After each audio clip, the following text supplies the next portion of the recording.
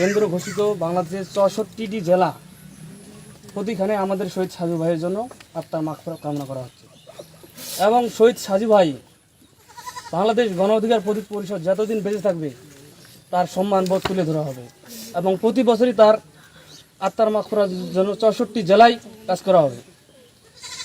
তো এই একটা বিষয় নিয়ে আমরা একটু মর্মাহত, সেটা হচ্ছে যে আজকে শহীদ সাজু ভাইয়ের এই মৃত্যু নিয়েও অনেকজনের দেখা যাচ্ছে অপরাজনীতি করতেছে।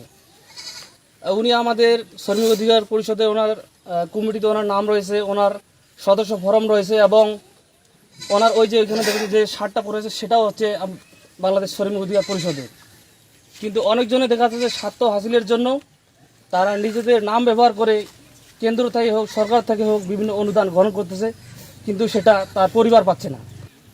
আমাদের শ্রমিক অধিকার পরিষদের সহসাংগঠনিক সম্পাদক সাজু ভাই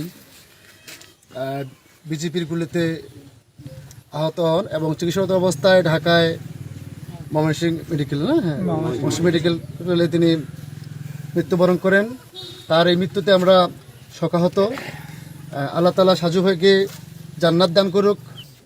আসলেই আমরা শোকাহত যে আমাদের শহীদ সাজু ভাই আমাদের একজন সহযোদ্ধা ছিলেন।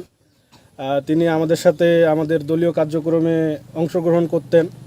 তো আজকে আসলেই আমরা তাকে হারিয়ে আসলেই আমরা মর্মাহত।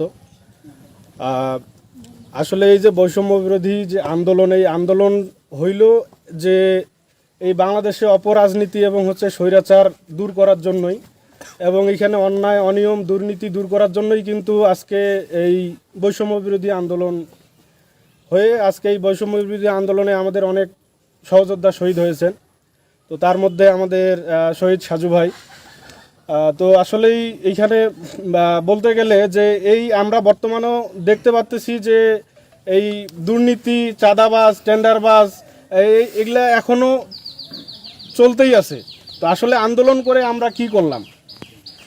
এই আন্দোলন করে আসলেই আমাদের শহীদ ভাইরা যে রক্ত দিল, এই রক্তর আমরা মূল্যায়ন কি দিলাম? এইখানে আমরা এখনও দেখতেছি যে এই অন্যায় অনিয়ম দুর্নীতি চাঁদাবাজ খুন গুম এখনও চলতেই আছে। আপনারা দেখছেন যে কিছুদিন আগে এই আমাদের পাথর নিক্ষেপ করে এই গাজীপুরে সাংবাদিক হত্যা করলো।